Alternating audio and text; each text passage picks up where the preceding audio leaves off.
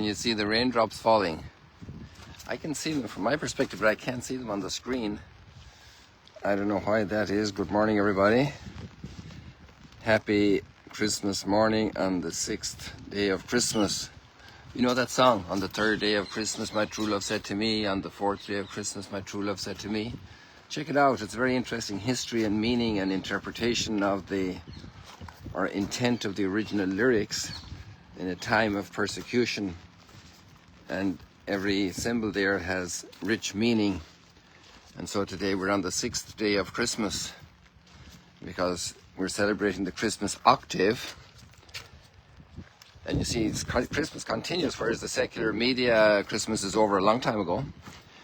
And no more Christmas music, and they turned Advent into Christmas, which is a time of preparation of the heart and the soul and the mind. And now we're in a time of celebration of Christmas.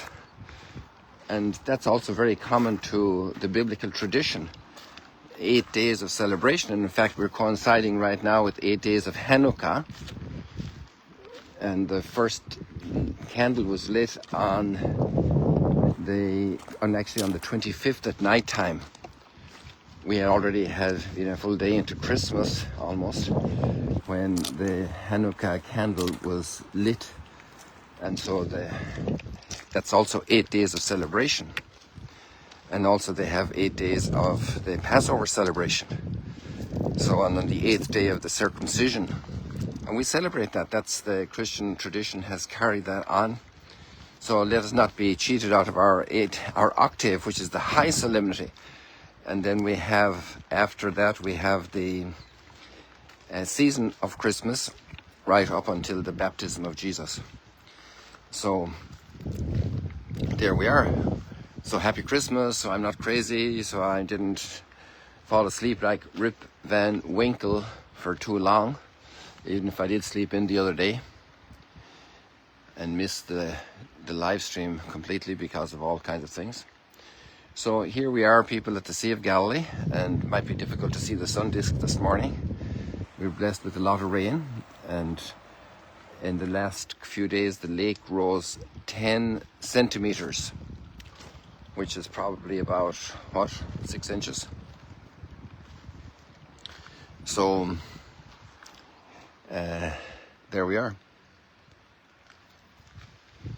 with the Sea of Galilee, thanks be to God, coming back in a little bit more.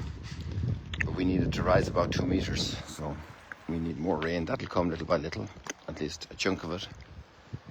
See, it's been actually just raining right now, but it's clearing. Actually, that particular shower is clearing at the moment. So people, we're on the 6th day of Christmas, and that's why we have these special readings. And we continue with the letters of St. John, and also a wonderful dear lady whose name is Anna, which is also a form of the mother of Samuel, Hannah. And so here we have this wonderful lady going to the temple, and she was a lady of prayer because she used to go night and day, and she was advanced in years. She was married for 7 years, so that was a very sad day when her husband died after 7 years of marriage. It's very tough. Actually, I just read a little message there.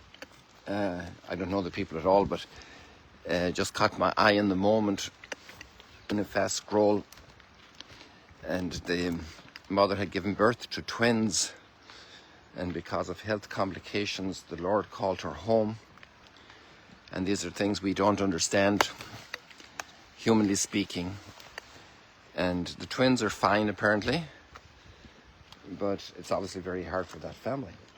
Similar thing happened to my dad's mother in the 1919, in the time of the Spanish flu, the great flu after World War I, and his little sister who had just been born. Both of them were taken out by that flu. And so this is the part of the sadness and tragedy of life. But we don't live just in a tragedy, because we call Good Friday good. So how do we get there? And that's a whole theme of hope. And I do have to tell you that I was in Nazareth yesterday. Our whole community went, or most of us who were able to go went to Nazareth, and the basilica was packed. and the cardinal was there, a bunch of bishops, and there were well over 100 priests celebrating Mass. I should post the link for I will try to do that. If somebody sends me a little reminder, I know somebody will do that, just so that I attach the links to this post. They're not attached right now, but my mind didn't get to it. But I want to attach the links to this post. And if I don't do that for some silly distraction, then why don't you just Google Christian Information Center, or Christian Media Center in the Holy Land, and it will have all those links in different languages. The presentation of that wonderful feast day we had yesterday, the inauguration of the Jubilee Year on the Feast of the Holy Family in Nazareth, where the cave is, where we remember the angel coming to greet Mary and tell her that God wanted to become flesh in her womb. Amazing mystery. And so we went there to inaugurate the Year of Hope. And if you see the opening ceremony, and especially the words of explanation of the Cardinal, and then the homily of the Cardinal about hope, was actually splendid. Absolutely splendid. It was great to have everybody together on the same page, so to say, in a great moment of joy and celebration and expectation and prayer for the world, for hope, for confidence, not to give in to despair and distrust just because there are so many dark clouds on the horizon of humanity. There's a whole other level.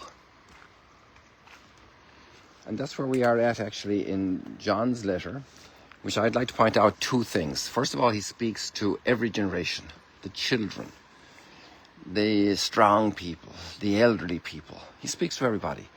The message of faith is for everybody. The message of faith is for everybody. There's no question about that.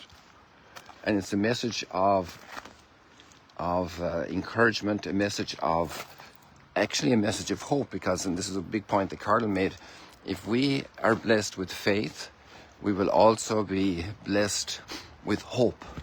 You cannot have hope in the Christian sense without faith, because God is with us.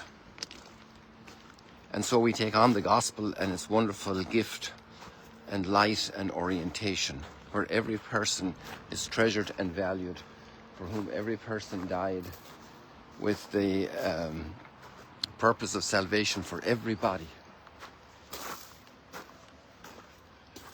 I see somebody coming here. Maybe you know this person. Do you know this person? Can you recognize this person? Happy Christmas, Father John, the 6th day of Christmas. Good morning, family. How are you? Happy feast days, happy New Year.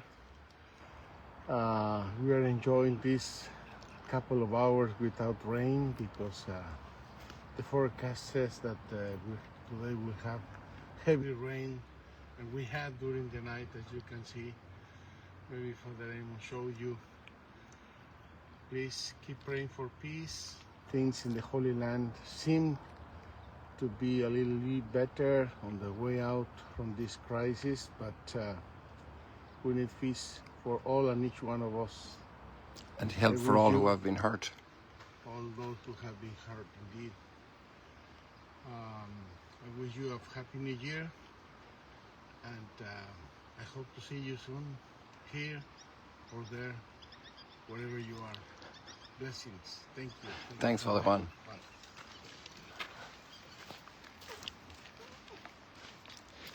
Wonderful. So, where was I? Oh yeah, the gospel message is for everybody. The good news is for everybody. The message of faith, of salvation, is for everybody. And it's a message from generation to generation. And it's a message for you, because you're either a little child, or you are a strong person, or you are an elderly person. The message is for everybody. And another little detail there is very interesting, is the double use of words. Have you ever heard of the prince of this world? That's referring to Satan in the scriptures. But God created the world. Isn't he the prince and the king? But that's just the point. So God created the world to reveal his love in the sunrises and the rivers and the mountains and the people, in the faces of each person. Even if they're sick, even if they're difficult, even if they're contrary, even if they're wicked. And God is revealing his mercy, his glory. But the world has another meaning as well. It's the worldliness, the corruption of the world, the prince of this world, who turns a paradise into hell. Dynamite, an incredible instrument that we used on the farm for moving, breaking up big rocks, or dynamite used for bombs to kill people. So there it is. People, we've to love God and we have to see the world that he gave us, but not to fall in love with the world in a bad way. And the world is passing. Everything is passing. Look at all the junk out here, and that was a very important pipe at one point. It's gone. And it's all, people throw all kinds of stuff away. There's a white bucket down there, probably carried a bucket of paint. It was very good and very helpful. These metal bars have very important purpose, and here they're junked. And the world passes. Everything will be archaeology that you look at today in the cities, if it gets to be even archaeology, because we only find little bits and pieces, even though they're very nice and very great treasures. And not to fall in love with that, not to build our hopes on these things that are passing. We build our hopes on our Creator, our Redeemer, who has a plan of glory for us. A plan of love, a plan of mercy, even if we're in a very bad situation internally, in relationships, God has a plan of mercy for us. Wow, there was a bird coming down to get breakfast. I wonder if it did. A big dive. Can you see it?